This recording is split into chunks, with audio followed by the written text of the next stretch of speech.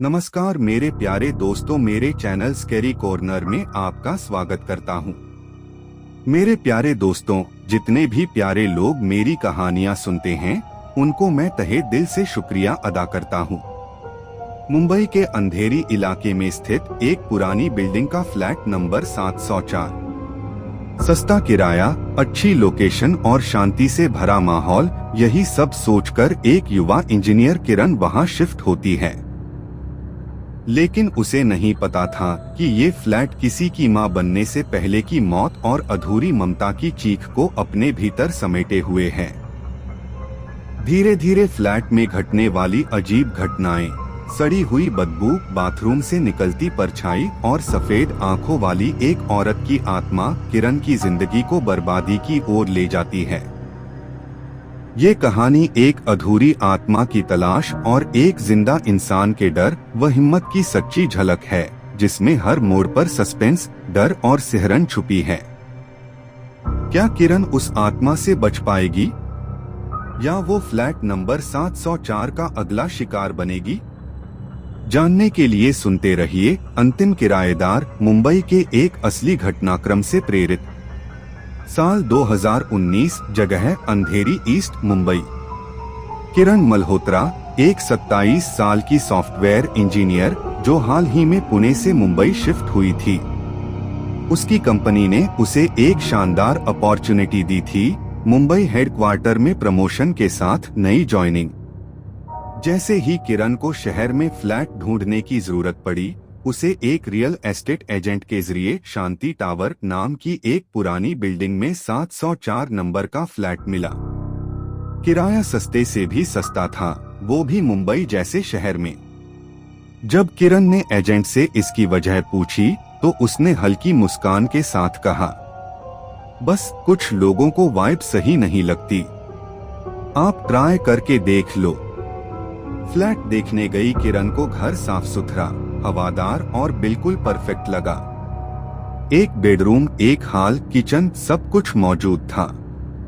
उसने बिना ज्यादा सोचे समझे एडवांस पेमेंट कर दिया और एक हफ्ते में शिफ्ट भी हो गई। पहली रात शिफ्टिंग की थकान के कारण किरण जल्दी सो गई। करीब रात के 2:30 बजे उसकी नींद अचानक खुली। पूरे कमरे में एक अजीब सी सड़ी हुई गंध फैल चुकी थी। लगा जैसे किसी ने बाथरूम में पुराने मांस का टुकड़ा सड़ने के लिए छोड़ दिया हो। उसने खिड़की खोली, एग्जॉस्ट चलाया और वापस सो गई। अगले दिन ऑफिस में काम के दौरान उसने ये बात मजाक में अपनी कलीग्स को बताई। सबने कहा, अरे मुंबई में तो बिल्डिंग्स पुरानी हैं, ऐसा होता है, ज्यादा सोच मत। तीसरी रात, उस दिन रात को बिजली चली गई। किरण फोन की टॉर्च जलाकर बैठी रही। बाहर बारिश तेज हो रही थी और बिजली की कड़कड़ाहट से पूरा फ्लैट कांप रहा था। तभी उसने महसूस किया कि बाथरूम का दरवाजा धीरे धीरे अपने आप खुल रहा है, जैसे किसी ने उसे अंदर से धकेला हो। वो सिहर उठी। डर के मारे उसने दरवाजा बंद किया और सोफे पर कंबल ओढ़कर सोने की कोशिश की। सुबह होते ही उसने बिल्डिंग के वॉचमैन से पूछा, भाई इस फ्लैट में पहले कौन रहता था? वॉचमैन की मुस्कान गायब हो गई। मैडम, ये पूछना ठीक नहीं, लेकिन जब से वो प्रेग्नेंट औरत इस फ्लैट से गई तब से कोई ज्यादा दिन ठहर नहीं पाता। 5 फैमिली आई, कोई 2 महीने, कोई 3 हफ्ते में ही भाग गए। क्यों? किरण का दिल धड़कने लगा। 9 कहते हैं।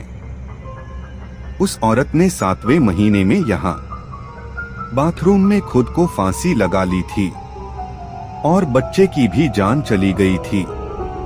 अब किरण को समझ आने लगा था कि वो गंध, वो दरवाजा अपने आप खुलना, सब यूं ही नहीं था। लेकिन उसके अंदर एक अजीब जिद थी। मुझे डर नहीं लगता, मैं सच्चाई पर भरोसा करती हूँ, भूत प्रेत पर नहीं।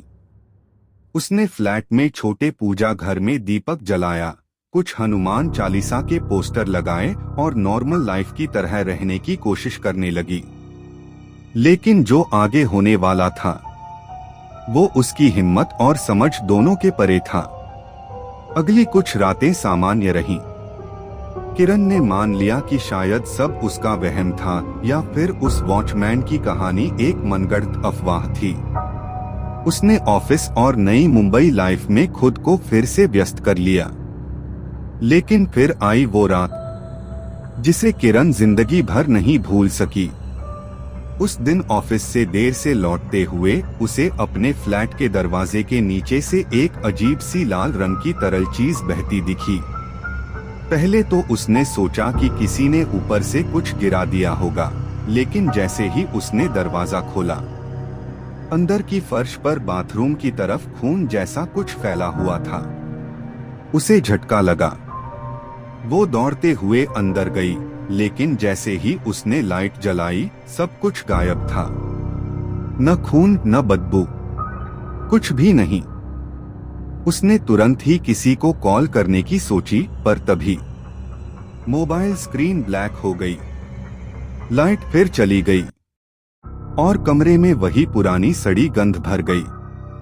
उसने घबराकर टॉर्च जलाई और जैसे ही उसने लाइट बाथरूम की ओर घुमाई, बाथरूम के दरवाजे पर एक महिला खड़ी थी, उल्टे पांव, झुकी हुई, और उसके बाल पानी में भीग कर चेहरे को पूरी तरह ढक रहे थे।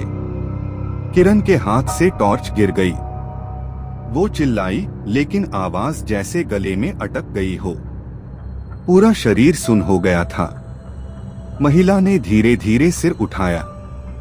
उसकी आंखें पूरी तरह सफेद थीं और होंठ नीले, और पेट पर गहरे काले निशान थे, जैसे किसी ने उसे लातों से मारा हो। मेरा बच्चा, वापस कर दो, एक धीमी पर गूंजती आवाज पूरे कमरे में भर गई।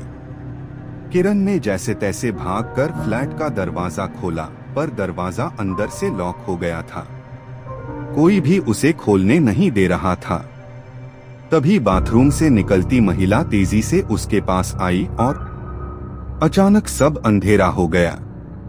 सुबह 7 बजे वॉचमैन की रिपोर्ट। जब वॉचमैन ने देखा कि किरण सुबह तक बाहर नहीं निकली, तो उसने सिक्योरिटी गार्ड्स को बुलाकर फ्लैट का दरवाजा खोला। अंदर किरण फर्श पर बेहोश पड़ी थी। उसकी आंखों से खून बह रहा था और उसके गले पर उंगलियों के निशान थे, जैसे किसी ने उसे गला दबाने की कोशिश की हो। अस्पताल में होश आने पर किरण लगातार एक ही बात दोहरा रही थी, बाथरूम में कोई है। वो मुझे अपना बच्चा समझ रही है। वो मुझे छोड़ने वाली नहीं। डॉक्टर्स ने इसे साइकोटिक एपिसोड कहकर डिस्चार्ज तो कर दिया, लेकिन किरण ने तय कर लिया कि अब वो उस फ्लैट में वापस नहीं जाएगी। लेकिन कहानी यहीं खत्म नहीं हुई। किरण के जाने के एक हफ्ते बाद फ्लैट 704 में एक नया किराएदार आया, एक नवविवाहित जोड़ा। पहली ही रात उन्होंने फ्लैट छोड़ दिया और अब तक वो फ्लैट खाली पड़ा है। पर हर रात उस फ्लोर पर रहने वाले लोग कहते हैं कि बाथरूम के अंदर से बच्चे के रोने की आवाज आती है और किसी औरत के गीले बाल फर्श पर रेंगते दिखते हैं। 3 महीने बाद किरण अब एक और फ्लैट में शिफ्ट हो चुकी थी, लेकिन 704 नंबर फ्लैट की यादें अब भी उसके सपनों में दस्तक देती थीं। रात के समय अक्सर उसकी नींद एक ही आवाज से खुलती, मेरा बच्चा वापस कर दो। उसे मानसिक इलाज की सलाह दी गई, लेकिन किरण के मन में कुछ और चल रहा था, सच्चाई जानने की जिद। एक दिन उसने ठान लिया, वो 704 फ्लैट के पीछे की पूरी हकीकत जानकर रहेगी। वो सीधा पहुंची उस बिल्डिंग के पुराने केयरटेकर नरहरी काका के पास, जो अब रिटायर हो चुके थे और ठाणे में रहते थे। काफी मिन्नतों के बाद नरहरी काका ने सच्चाई बताई। 5 साल पहले उस फ्लैट में श्रुति नाम की एक महिला रहती थी, गर्भवती और अकेली। उसके पति ने उसे छोड़ दिया था। वो डिप्रेशन में थी। एक रात जोरदार चीखें आईं। और जब दरवाजा तोड़ा गया तो श्रुति बाथरूम के शॉवर से लटकी मिली। उसकी डिलीवरी को बस 2 हफ्ते बाकी थे। उसका शव 2 दिन तक वहीं लटका रहा और सबसे डरावनी बात ये थी कि उसके पेट से बच्चे की आवाजें आती थीं, लेकिन पोस्टमार्टम में पता चला बच्चा पहले ही मर चुका था। किरण की रीढ़ की हड्डी तक सिहर उठी। वो समझ गई थी कि जो आत्मा फ्लैट में भटक रही है वो किसी अधूरी ममता की छाया है जो अपने अजन्मे बच्चे की तलाश में है। किरण ने फिर एक तांत्रिक बाबा से संपर्क किया, बाबा मृगेंद्रनाथ। उन्होंने कहा, ये आत्मा सिर्फ शांति चाहती है, बदला नहीं। पर ये बंधी हुई है उस जगह से जहां उसकी मौत हुई थी, बाथरूम। अंतिम रात, मुक्ति की रात। किरण बाबा और 2 साधकों के साथ फिर से 704 नंबर फ्लैट में गई। बाबा ने पूरे फ्लैट में हवन शुरू किया, मंत्रोच्चार गूंजने लगे। जैसे ही बाथरूम के दरवाजे पर पहुंचे, दरवाजा अपने आप खुल गया। अंदर से वही औरत प्रकट हुई, उल्टे पांव, झुकी हुई, पर डायस्मल उसका चेहरा साफ दिखाई दे रहा था। आंखों से आंसू बह रहे थे।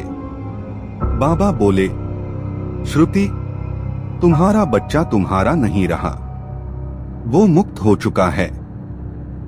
तुम भी जाओ, ये जीवन तुम्हारा नहीं रहा। श्रुति की आत्मा धीरे धीरे धुंध में बदलने लगी और एक बच्चे की हल्की सी मुस्कान के साथ वो गायब हो गई। पूरे फ्लैट की हवा अचानक शांत हो गई। वो सड़ी बदबू भी हमेशा के लिए चली गई। आज का दिन। किरण अब वापस अपने जीवन में लौट चुकी है।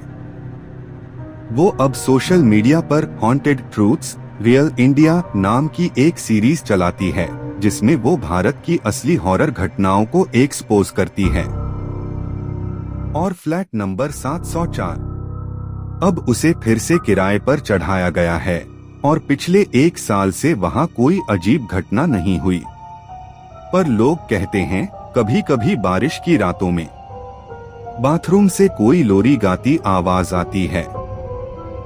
मुंबई के फ्लैट नंबर 704 की यह कहानी सिर्फ एक शापित जगह की नहीं, बल्कि एक अधूरी आत्मा की अधूरी ममता की दास्तान थी। श्रुति की आत्मा, जो अपने अजन्मे बच्चे की तलाश में वर्षों तक उस फ्लैट में भटकती रही, आखिरकार तब शांत हुई जब किसी ने उसकी पीड़ा को समझा और उसकी मुक्ति का मार्ग खोला। किरण, जो विज्ञान और तर्क की दुनिया से आती थी, इस भयावह अनुभव से न केवल एक नई सच्चाई से रूबरू हुई, बल्कि उसने यह भी जाना कि हर आत्मा बुरी नहीं होती, कुछ सिर्फ सुनी जाने की, समझे जाने की भूखी होती हैं। बाबा मृगेंद्रनाथ की मदद से हुई आत्मा की मुक्ति ने उस फ्लैट को भले ही शुद्ध कर दिया, पर उसकी दीवारों में अब भी उस दर्द की गूंज रहती है। क्योंकि कुछ कहानियां खत्म तो हो जाती हैं, मगर उनकी परछाइयां समय के साथ भी नहीं मिटती। फ्लैट 704 आज भी वही है, बस उसमें कोई आत्मा नहीं। एक अधूरी माँ की आखिरी लोरी हवा में तैरती रहती है। मेरे प्यारे दोस्तों, कैसी लगी आपको ये कहानी? मैं आशा करता हूँ कि आप सबने ये कहानी आखिर तक सुनी होगी। जिन लोगों ने भी ये कहानी आखिर तक सुनी है, उन सभी का मैं तहे दिल से शुक्रिया अदा करता हूँ और आपसे गुजारिश करता हूँ कि आप इस कहानी के बारे में अपनी कीमती राय जरूर दें। और यदि आपके पास भी कोई कहानी है या फिर आपके किसी दोस्त या फिर रिश्तेदार को कोई ऐसा पारलौकिक अनुभव हुआ हो, तो कृपया उसे मेरे साथ शेयर करें डिस्क्रिप्शन में दिए गए ईमेल आईडी पर। और मैं आपसे वादा करता हूं कि आपकी बताई गई कहानी को अपने चैनल पर जरूर शेयर करूंगा। और आपसे मैं फिर वही निवेदन करता हूं कि कृपया आप इस चैनल को सब्सक्राइब जरूर कर ले, ताकि जब भी मैं कोई नई कहानी अपने चैनल पर शेयर करूं, आपको उसका नोटिफिकेशन जरूर मिले और आप मेरी आने वाली सभी रोचक और डरावनी कहानी को सुन सके। मिलते हैं अगली कहानी पर। God bless you.